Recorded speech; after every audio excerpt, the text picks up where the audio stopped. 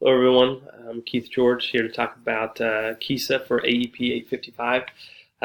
Right now, as a district, I feel that we are implementing in terms of Kesa.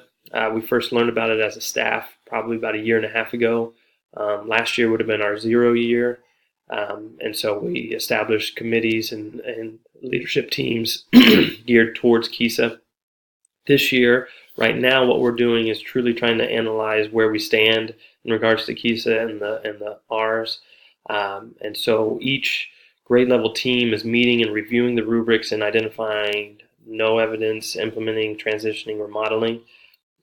So again, going through each of the R's, looking at the rubrics, each of the components and the standards within them, and rating where they as a team feel that the district stands. So then that information is going to be compiled at the building leadership KESA team, and they're going to get a consensus of how the building staff feels the district stands in regards to KESA, and then they'll present that information to the district leadership team. And I happen to be on both of them, so I'm going to be completely enthralled in KESA this year. But when I sat down with my building leader, or with my administrator, we looked at the R's. We kind of rated, the components instead of each standard, just because of time sensitivity. We kind of just came to the general consensus that yes, we have our strengths in some areas, and there's areas we still need to improve. But all in all, we're probably in the implementation stage. But we did talk about some of the strengths that we have going on in our district right now. And one of those is Lions Quest, which is a social emotional skills program.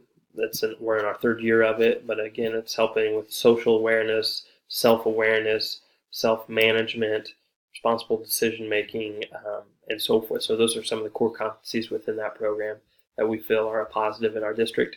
Another program we have right now in our second year of is career cruising, getting kids to be forward thinking. It's geared towards the individual plans of study. It's going to gauge student interest, identify career paths, possibly educational paths, what classes they should be taking in high school. It's going to help high school kids to build resumes, and so forth. And then the other thing, big positive we have, is partnership with Butler County Community College, where they have a location within our high school where our juniors and seniors can attend academies and graduate high school with their associate's degree or certificates in the particular field. So those are some of the positives we talked about.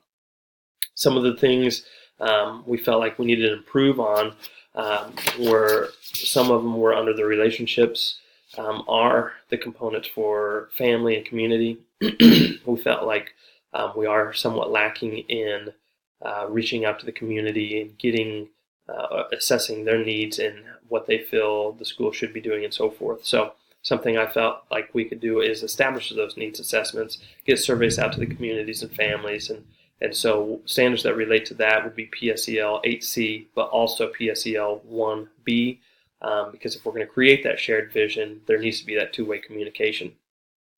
Another one is under rigor for professional learning.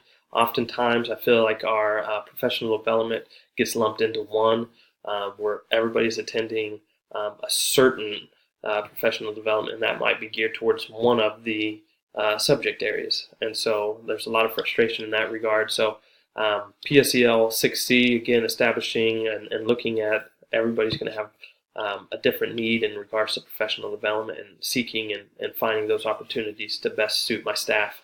And then relevance. Technology is kind of lacking in our district. We might be behind the times a little bit. And so something I could help my building with would be maybe seeking grant opportunities to bring in more technology or improve the programs on our current technology. And that would be standard 4E. So those are some areas of improvement. As far as what leadership style I feel like my administrator has, she's very open and honest. She's transparent. And she's very team-oriented. She likes to collaborate with the staff before decisions are made. And so I identified her as a democratic leader. And I had a good conversation with her about leadership styles as well. And so she's very easy to talk to, very approachable, and I enjoy her. And this is my 6th year under her, so I feel like I'm able to truly identify what leadership style she possesses. So that's my video. It took me a long time to get it that short. So you guys have a good rest of the day. See you.